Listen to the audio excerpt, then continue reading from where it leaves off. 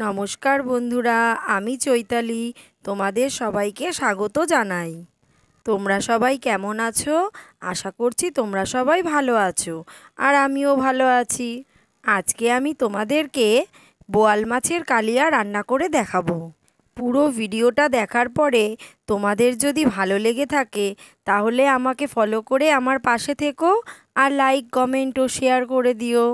তাহলে চলো বন্ধুরা, আমি কিভাবে বোয়াল মাছের কালিয়া রান্না করছি এবার দেখে নেওয়া যাক। প্রথমে আমি বোয়াল মাছগুলোকে ভালো করে ধুয়ে নিয়ে নুন হলুদ মাখিয়ে রেখেছি। এবার কড়াইতে সর্ষের তেল দিয়ে দিয়েছি। তেল গরম হয়ে গেলে মাছগুলোকে ভেজে নেব। মাছগুলোকে উল্টে পাল্টে ভালো করে ভেজে নিতে হবে।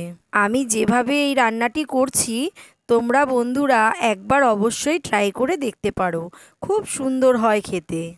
মাছগুলো সব ভাজা হয়ে গেছে। এবার আমি দিয়ে দিয়েছি পেঁয়াজ কুচি আর কালো জিরে আর চেরা কাঁচা লঙ্কা। পেঁয়াজটাকে লাল করে ভেজে নিতে হবে। পেঁয়াজটা লাল করে ভাজা হয়ে গেছে। এখন দিয়ে দেব রসুন বাটা আর কাঁচা লঙ্কা বাটা।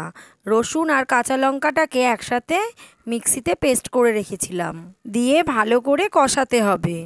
এবার দিয়ে দেব হলুদ গুঁড়ো আর পরিমাণ মতো লবণ, দিয়ে ভালো করে মশলাটাকে কষাতে হবে। এইভাবে বোয়াল মাছের কালিয়া রান্না করলে খেতে দারুণ লাগে। তোমরা অবশ্যই একবার ট্রাই করে দেখতে পারো। এখন অল্প পরিমাণ জল দিয়ে মশলাটাকে ভালো করে কষিয়ে নেব। যত ভালো করে মশলা কষানো হবে তত খেতে স্বাদ হবে।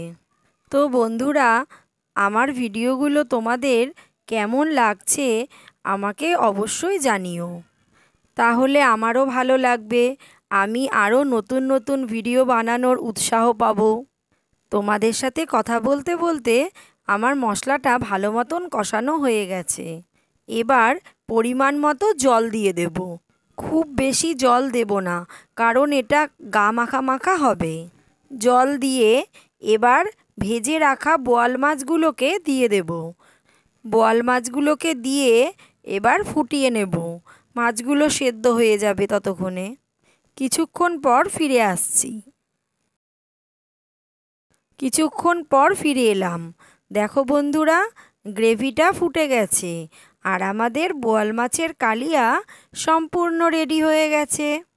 এবার গরম গরম ভাতের সাথে পরিবেশন করে নিলেই হয়ে যাবে।